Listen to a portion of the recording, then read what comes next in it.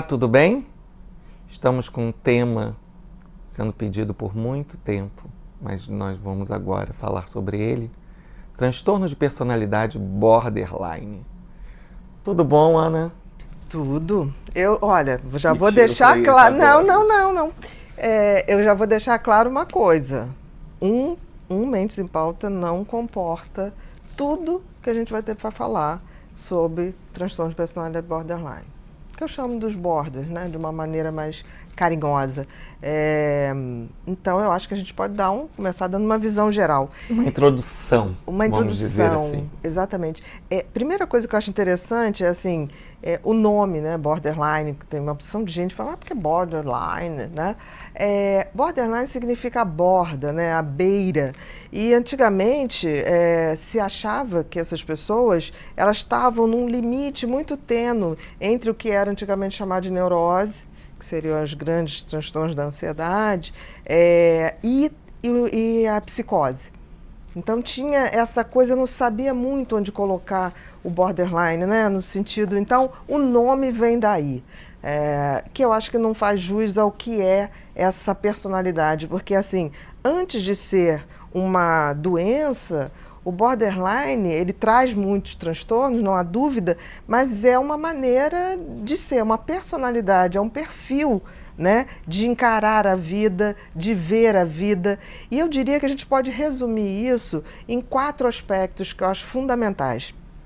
Um borderline é uma personalidade que desde muito cedo, e principalmente na época da adolescência, se vê isso com mais clareza, mostra um padrão de personalidade caracterizado pela instabilidade, ou seja, são pessoas que variam muito o humor, mas não como bipolar, não é uma variação aqui e isso aqui. Isso é muito confundido. É uma instabilidade de humor, esse humor é muito variável ao longo de um mesmo dia. Isso pode acontecer por pequenas frustrações, por coisas imaginadas que não ocorreram exatamente como a pessoa queria, e a pessoa reage àquilo muito mal e dá essa instabilidade do humor muito marcada. Uma outra coisa que é muito característica, eu diria que a instabilidade talvez seja a coisa mais característica. Você falou 4. 4, né? A instabilidade do humor, e muito reativo, de forma reativa. É muito importante destacar isso. Um padrão de relacionamentos mais íntimos, e não falo só dos relacionamentos afetivos, mas dos relacionamentos mais íntimos mesmo, familiares, com pessoas que convivem mais intimamente, muito problemático, porque são pessoas que amam e odeiam, né? Um border pode ser a pessoa que mais vai te levar ao céu em termos de mostrar para você o quanto ele é capaz de amar, mas também pode te levar para um outro lado, para um momento de muita dificuldade, porque quando ele é frustrado ou quando as coisas não acontecem exatamente como ele quer, e principalmente quando ele faz uma leitura de ser rejeitado, mesmo não sendo, ele realmente é capaz de reações que podem fazer com que o outro se sinta muito mal, no sentido agressivo, no sentido impulsivo, de raiva, de ataques de fúria. Então, esses são os dois lados, né, que a gente diz. E isso tem muito a ver com uma autopercepção que o border tem de si mesmo muito ruim. O border, ele se vê uma pessoa sem as qualidades, porque são pessoas que têm muitas qualidades, são pessoas que têm um emocional muito forte. É o oposto do psicopata. Eu costumo dizer que o psicopata é 100% razão e 0 emoção. O border é o contrário. Né? Mas o border é o contrário, ele é 100%, quase, né? 100% emoção e quase 0 razão. Então, essa autopercepção, eles se veem com uma lente emocional que eles acabam não se vendo. A autoestima é muito baixa, mas vem dessa autopercepção. Eles só veem o que eles têm de defeito, eles não veem as qualidades, que são muitas. Mas eles fazem essa leitura. Inseguros, né? Não, insegurança está nessa autopercepção deficiente. E também a impulsividade. uma impulsividade de reagir, é isso que eu estou dizendo. Uma vez que se sintam rejeitados, impulsivamente eles podem fazer coisas contra si, né, numa questão de autolesão. São autodestrutivos, né? Podem ser muito autodestrutivos e tentar destruir o outro, mas não por falta de amor, mas por achar que o outro vai abandonar. E como ele tem uma autoestima muito, muito baixa, o que acontece? Ele não se sente uma pessoa inteira, ele só se sente inteiro por causa do outro. Então o outro, além de ser o objeto amado, é o objeto que faz ele existir. Então é muito comum uma pessoa com personalidade borderline, ela depender do outro para ser.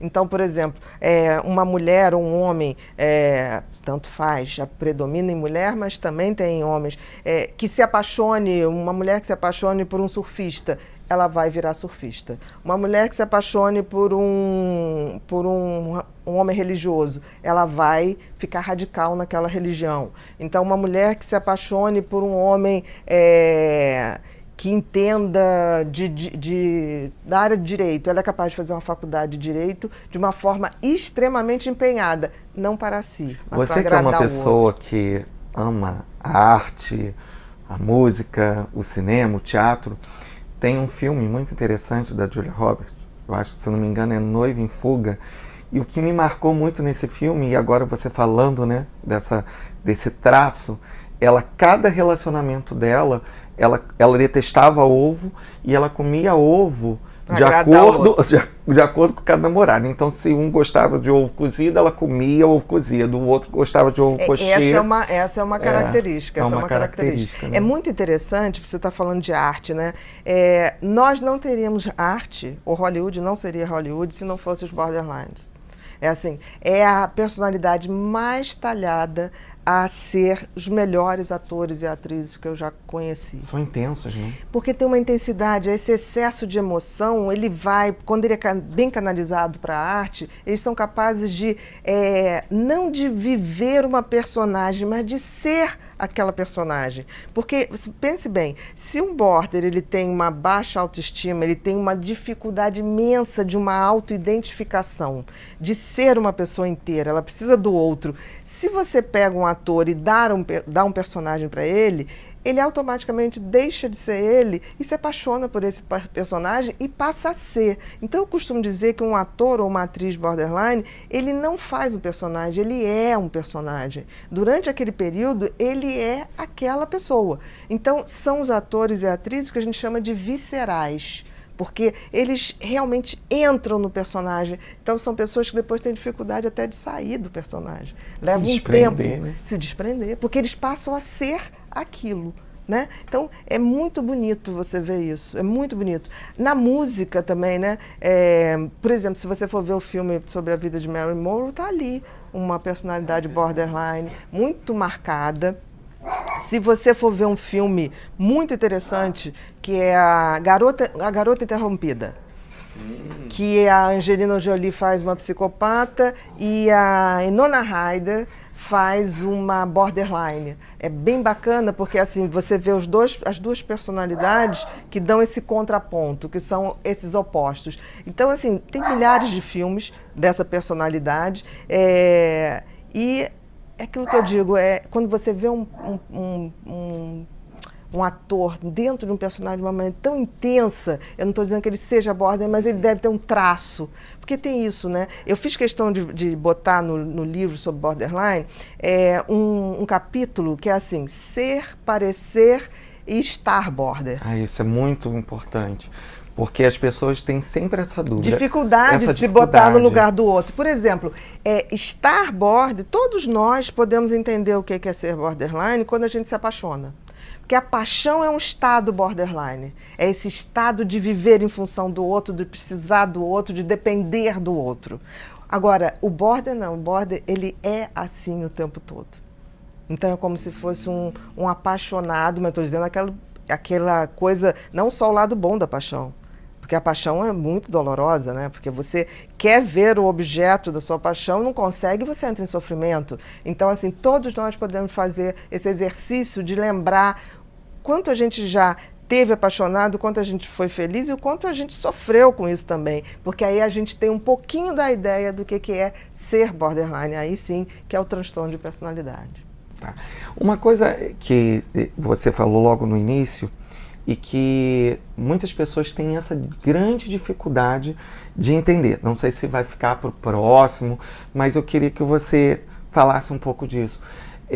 A dificuldade de separar o border do psicopata. Porque muitas vezes, assim, o border chega a ser um pouco perverso às vezes. Existe o border que ele é autodestrutivo e tem aquele que ele também leva a vida do outro à volta a um sofrimento, às vezes até uma certa maldadezinha. E isso às vezes a gente não consegue, né, definir. Dá para perceber quando você conhece, né? Porque assim, o psicopata ele faz isso para um ganho muito claro, é uma coisa maquiavélica, né? Ele ameaça ferrar a vida do outro em troca de poder, de status, principalmente, né? Nem tanto de diversão, de poder e de status, né? Já o border, quando ele faz esse movimento de agredir o outro, prejudicar o outro, ele faz por desespero, por absoluto desespero, o medo da perda. De estar sendo rejeitado. Então, assim, mas ele tem um arrependimento profundo depois. Então, assim, por muitas vezes eu sei que é difícil fazer a separação, mas a gente tem que lembrar que o border capota no excesso de sentimento, no excesso de emoção. E não na ausência disso. Eu estou muito feliz aqui, Bia, porque você está lançando, né? A gente está relançando, né?